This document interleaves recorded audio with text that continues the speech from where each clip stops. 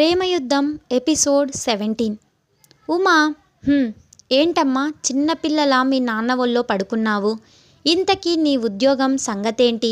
వచ్చిందా చచ్చిందా అని వెటకారంగా అడుగుతుంది అర్చనని. అర్చన రాకపోయింటే నిజంగా చచ్చేదాన్ని. ఉదయ్ సార్ చావకుండా కాపాడి జాబ్ ఇచ్చి ఇంటికి పంపించారు డమ్మి అని అనుకొని, వచ్చింది పిన్ని, రేపే జాయిన్ అవ్వాలి. ఇదేంటి, దీనికి జాబ్ వచ్చిందా? అది కూడా అంత పెద్ద కంపెనీలో.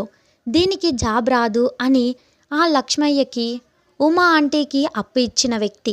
దీన్ని ఇచ్చి పెళ్లి చేసి 5 తులాలు బంగారు నగలు తీసుకోవచ్చు అనుకున్నానే, అంతా వేస్ట్ అయిపోయింది. సర్లే, ఇంకపై నువ్వు మీ నాన్నకి సహాయంగా ఉద్యోగం చేస్తావు అన్నమాట. చూడు, ఉద్యోగానికి వెళ్తే వెళ్ళావు కానీ జాగ్రత్తగా వెళ్ళు. అసలే అమ్మాయిలకు సేఫ్టీ లేకుండా పోతోంది.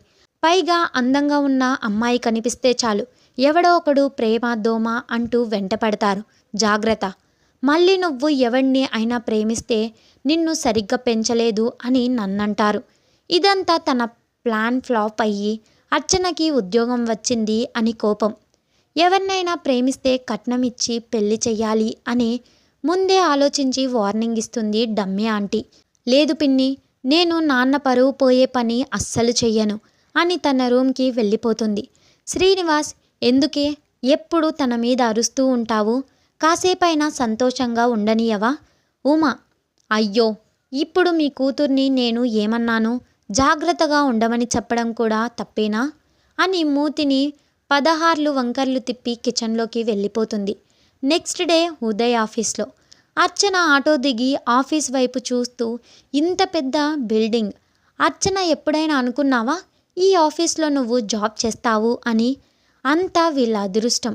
నాలాంటి జీనియస్ క్యాండిడేట్తో వర్క్ చేయించుకోబోతున్నారు అని లోపలికి వెళ్ళి రిసెప్షన్లో తన నేమ్ చెప్తుంది.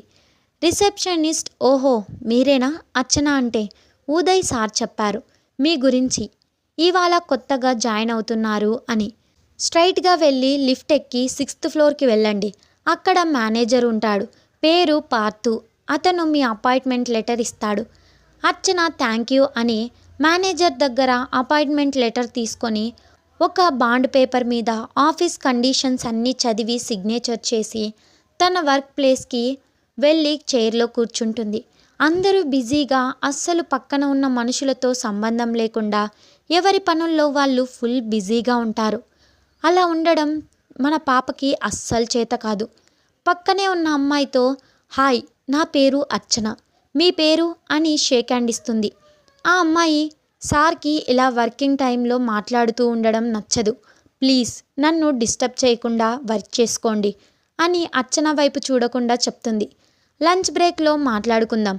అర్చన, అయ్యయ్యో దేవుడా, ఇదేంటి వీళ్ళు ఇలా ఉన్నారు, మాట్లాడకుండా ఎలా ఉండడం నా వల్ల కాదు అని సిస్టంలో వర్క్ చేయాలి అని ట్రై చేస్తుంది. అదేంటో అర్థం కావట్లేదు, ఎవరిని అడగాలి? అందరూ సిస్టమ్కి అతుక్కుపోయారు. ఇప్పుడు నా డౌట్ ఎవరు క్లారిఫై చేస్తారు? ఇంకా లాభం లేదు. అసలు వీళ్ళు పిలిచినా పలికేలా లేరు. వెళ్ళి ఉదయ్ సార్నే అడుగుతా అని ఉదయ్ క్యాబిన్ ఎక్కడా అని చూస్తుంది. అనుకోకుండా ఆఫీస్లో పనిచేసే గౌతమ్కి డాష్ ఇస్తుంది. ఓ సారీ అండి. ఉదయ్ సార్ క్యాబిన్ కోసం చూస్తూ, మీరు రావడం చూడలేదు, సారీ అండి అని కింద పడ్డ ఫైల్స్ తీసి గౌతమ్ చేతికి ఇస్తుంది. అబ్బా, ఏముంది ఈ అమ్మాయి, ఆ బాడీ స్ట్రక్చర్ చూస్తుంటే మత్తిపోతోంది. చుడిదార్లోనే ఇలా ఉంది అంటే ఇంకా మోడ్రన్ డ్రెస్ వేస్తే కేక ఉంటుంది. ఆ పొడవైన లూజ్ హెయిర్ అలా గాలికి ఎగురుతూ నీ అందాన్ని ఇంకా పెంచేస్తుంది. నిన్ను ఎలా అయినా నా సొంతం చేసుకోవాలి, అట్లీస్ట్ ఒక్కసారైనా. హలో, ఏంటి అలా చూస్తున్నావు? నీకు చెవిడా? పిలుస్తుంటే పలకవేంటి? సారీ, నా పేరు గౌతమ్, మీ పేరు తెలుసుకోవచ్చా? బ్యూటిఫుల్ అర్చన అని ఒక అరుపు వినపడుతుంది. ఎవరా అని చూసిన గౌతమ్కి ఎదురుగ్గా ఉదయ్ తననే కోపంగా చూస్తూ కనిపిస్తాడు. అమ్మో సార్, ఇంకా ఇక్కడే ఉంటే నా పని అంతే అని తన ప్లేస్కి వెళ్ళిపోతాడు.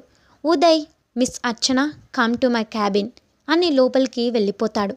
అర్చన, ఈయనేంటి అంత గట్టిగా అరుస్తున్నాడు? అవును, ఆ గౌతమ్ ఏంటి నన్ను బ్యూటిఫుల్ అన్నాడు? వెద్దవ, సన్నాసి, దున్నపోతు. ఉదయ్, వర్క్ చేయకుండా ఏం చేస్తున్నావు? ఆ గౌతమ్తో ఆ మీటింగ్ ఏంటి అర్చన? ఏం వర్క్ చేయాలి అస్సలు అర్థమైతే కదా. ఏదో చిన్న బ్రెయిన్ని కష్టపెడుతూ వర్క్ చేస్తుంటే డౌట్స్ క్లారిఫై చేయడానికి ఎవ్వరూ నాతో మాట్లాడడం లేదు. ఎవరి బిజీ వాళ్ళది అని బుంగమూతి పెట్టుకొని చెప్తుంది. ఉదయ్ అర్థమైంది. ఇక్కడ జాబ్ చేసే ప్రతి ఒక్కరూ ఎక్స్పర్ట్స్ వాళ్ళ వర్క్లో. ఇచ్చిన వర్క్ పర్ఫెక్ట్గా చేసేవాళ్లే తప్ప నీలా డౌట్స్ అంటూ అదంటూ ఇదంటూ మీటింగ్స్ పెట్టరు. అర్చన, మరి నా డౌట్స్ ఎవరు క్లారిఫై చేస్తారు? చేయకపోతే నేను వర్క్ చేయలేను. ఉదయ్, మిస్ అర్చన, ఇప్పటి వరకు అసలు నువ్వు బ్రెయిన్కి పని చెప్పలేదు. నిన్న నువ్వు ఇంటర్వ్యూ చేసిన బ్రాంచ్కి కాల్ చేసి నీ డీటెయిల్స్ తీసుకున్నాను. నువ్వు స్టడీస్లో సెకండ్ ఉన్నావు. నువ్వు ఇంకా బాగా ట్రై చేసుంటే ఫస్ట్ వచ్చేదానివి. ఇంక నుండి నీ వర్క్ నువ్వే చెయ్యాలి. ఎవ్వరూ నీకు హెల్ప్ చెయ్యరు. వెళ్ళు. ప్రాబ్లం ఉన్న చోటే సొల్యూషన్ ఉంటుంది. సాల్వ్ చెయ్యి. Go to your place. 1 hour తర్వాత may I come in sir? Come in. ఏంటి అర్చన, చేశావా? చేశాను సార్. ఇలా ఈ మిషన్స్ లాంటి మనుషులు మధ్యలో ఈ సైలెన్స్ నా వల్ల కాదు. ఒకే దగ్గర కూర్చొని నేను వర్క్ చేయలేను. అందుకే రిజైన్ చేస్తున్నాను. ఉదయ్ షాక్ అయ్యి, రిజైన్ చేస్తున్నావా? అసలు ఈ కంపెనీలో జాబ్ కోసం ఎంతమంది వెయిట్ చేస్తున్నారో తెలుసా? పిలిచి జాబ్ ఇస్తే రిజైన్ చేస్తావా అని సీరియస్గా అరుస్తాడు. అర్చన ఉదయ్ అర్చిన అరుపుకి ఏడుపు స్టార్ట్ చేస్తుంది. Story is continue. Wait for the next episode. Subscribe to our channel. Thanks for watching.